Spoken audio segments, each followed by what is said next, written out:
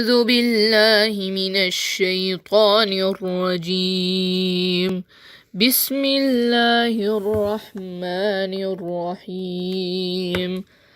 أرأيت الذي يكذب بالدين فذلك الذي يدع اليتيم ولا يحض على طعام المسكين فويل للمصلين الذين هم عن صلاتهم ساهون الذين هم يراءون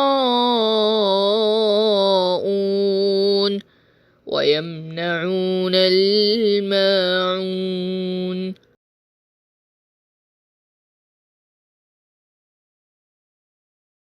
Have you seen the one who denies the recompense?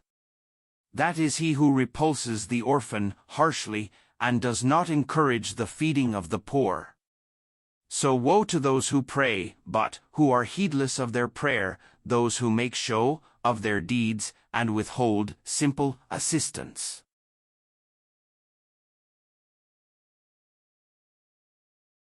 الذين جعلوا القرآن عضين.